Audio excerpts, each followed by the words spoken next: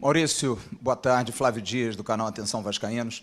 Maurício, você falou muito hoje aqui na coletiva e tem falado, nas vezes que se pronuncia na Vasco TV, que aproveitou esse período para criar variações, modelos novos. E a gente vê no elenco, você acabou de falar, jogadores com características muito semelhantes. Você tem Orediano e Peck, canhotos que jogam pelo lado direito, extremas, meias. Você tem Eric Marcos, que começou a temporada como titular, e o Alex Teixeira, claro que num nível maior, mas também jogadores de perna invertida. Centroavantes posicionais, como Pedro, como Aguinaldo, agora o Juan Cruz. Volantes, os box-to-box, né? Andrei, Jair, Marlon, o Rodrigo é o mais posicional. Como é que você consegue dar variação tática até para surpreender o adversário? Porque hoje o adversário e o torcedor do Vasco já repete o time de 1 a 11. Todo mundo sabe que começa com o Léo e termina com o Alex Teixeira. Isso é bom, mas ao mesmo tempo também não causa tanta surpresa. Você conseguiu ter essa variação durante esse período? Há uma possibilidade de um jogo mais amarrado, de você mudar peças, mudar esquemas, entrar com um terceiro zagueiro, adiantar seus laterais, colocar um meia, como você falou do Marlon, jogando como um 10. E uma segunda pergunta, ontem você completou 120 dias de trabalho, 4 meses de trabalho. Onde é que o Vasco chega em termos de estágio, faltando aí um dia? O Vasco vai ser o Vasco do ABC ou o Vasco vai ser o Vasco dos clássicos do Carioca? Maurício, obrigado. Bom, em relação às variações, né?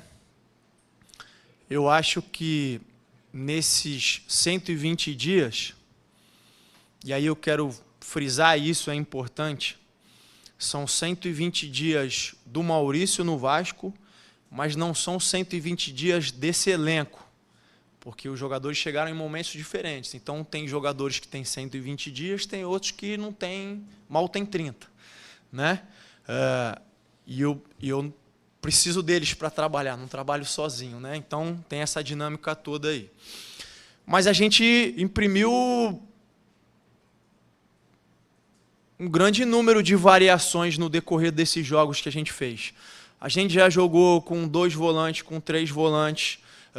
O Alex, em relação ao Eric, que você citou, o Alex tem sempre atuado mais por dentro. O Eric, quando entra mais grudado na linha, porque o Eric tem uma característica mais de drible, o Alex tem uma característica mais de aproximar do atacante, atacar os espaços, de fazer infiltração entre os zagueiros, que não é tanto a característica do Eric.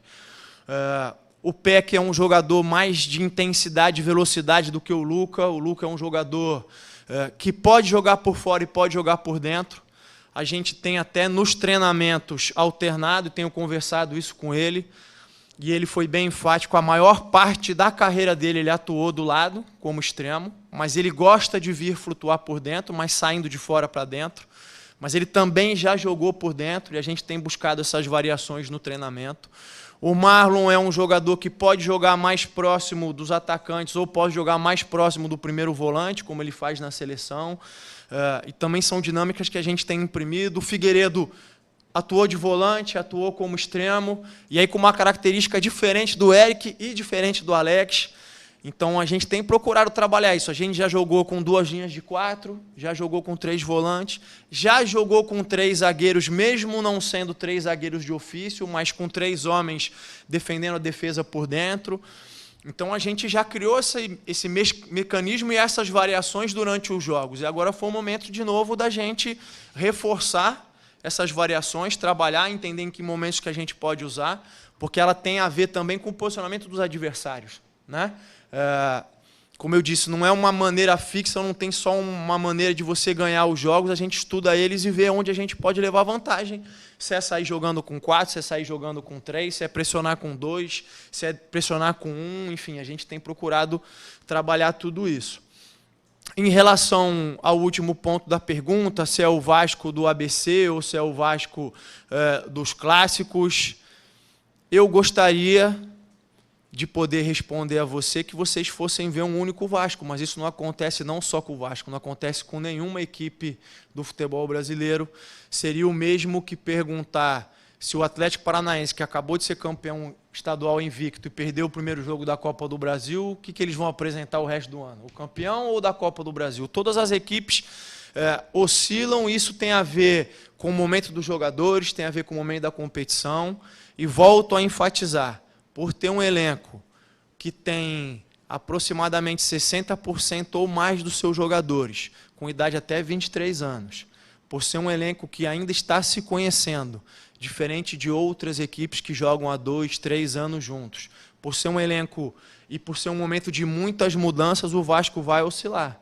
Em nenhum momento eu omito e a gente precisa ser sincero com o torcedor, né? O Vasco vai oscilar, o Vasco vai alternar grandes jogos com grandes resultados e vão ter momentos em que vai ter ótimos desempenhos, mas o resultado não vai aparecer, e também vão existir momentos em que o rendimento não vai ser aquilo que eu espero, que os jogadores esperam, que a torcida espera.